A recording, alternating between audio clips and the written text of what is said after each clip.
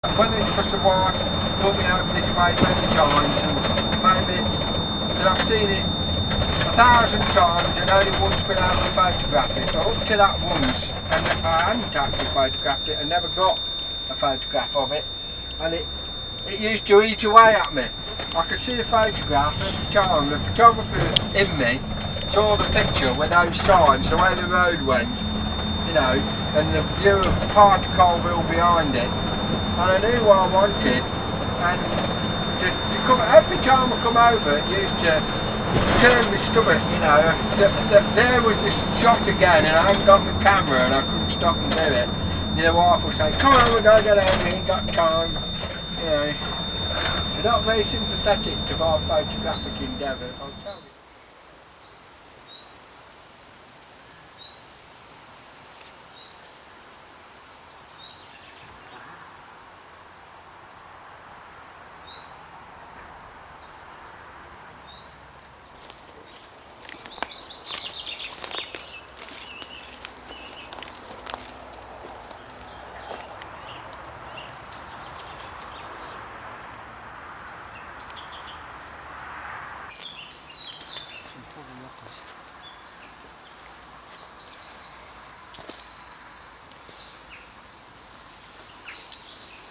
Uprights for something.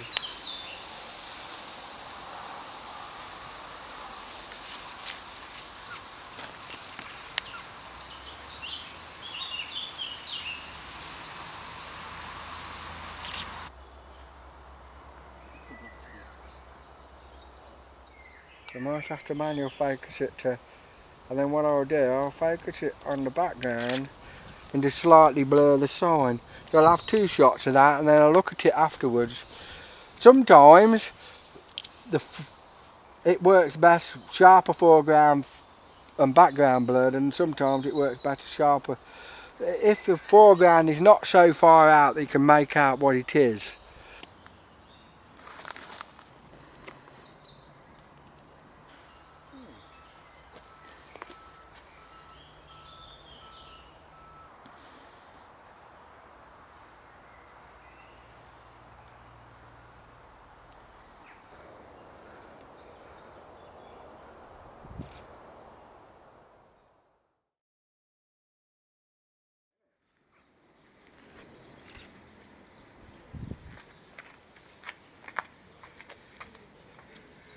I'm glad I'm not trying to get this with a telephoto.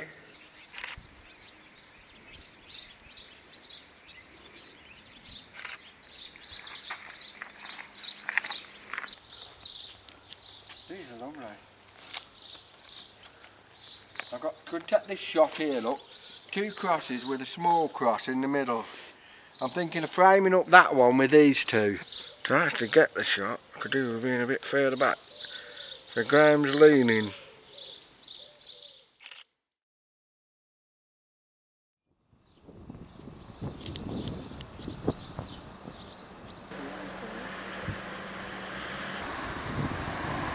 Yeah, make a photo of it.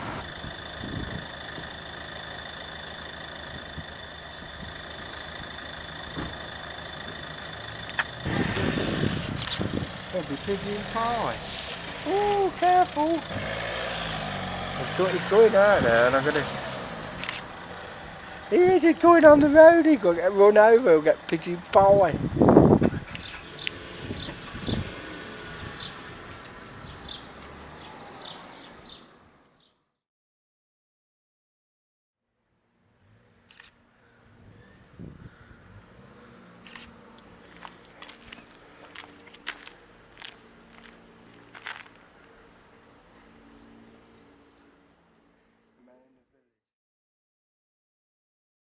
When I first came to Coalville in 1988, right, the first house we lived in was this road here, Beacon Crescent, and it's about the third or fourth house down where that red car is.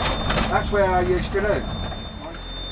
It's a funny, it's a terrible junction. This is people park on these yellow lines. You come round the corner and you've got nowhere to go. So they're all my local shops. Right, that's where I live there. Over there. Whoops.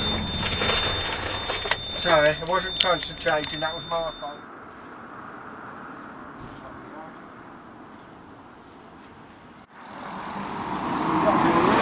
Dedicated his life to the service of others, loved and respected by the people of Kingstone, donated by 1872. Bit weathered.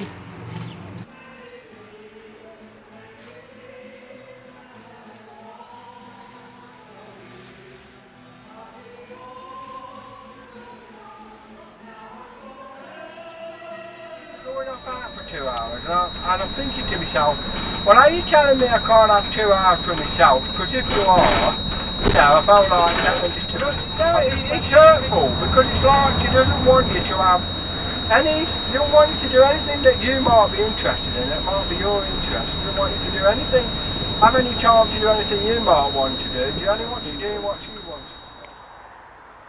A second left. It's probably got a bit much just keep looking at lumps of stone on the photograph, trying to find something different.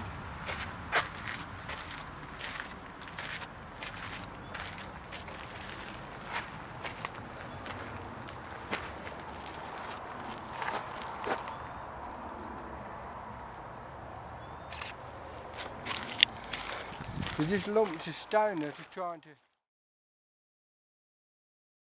What I'm looking at there is 2 signs and then bits going down, just looking for things that I can make into pictures. They're not really pictures, but I'm making them into pictures. They're fantastic actually, and it don't look much.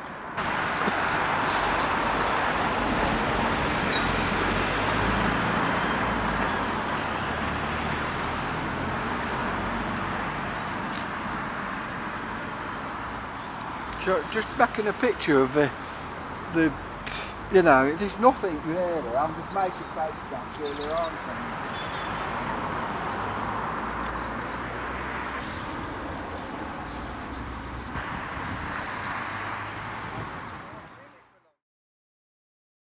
Hello, are we taking you for a walk?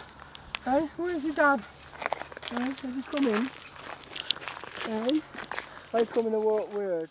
There was an interesting article amongst all them things that I've been reading this week about how far should you go with photography. One photographer said, "Oh, we'll go as far as the hell I want."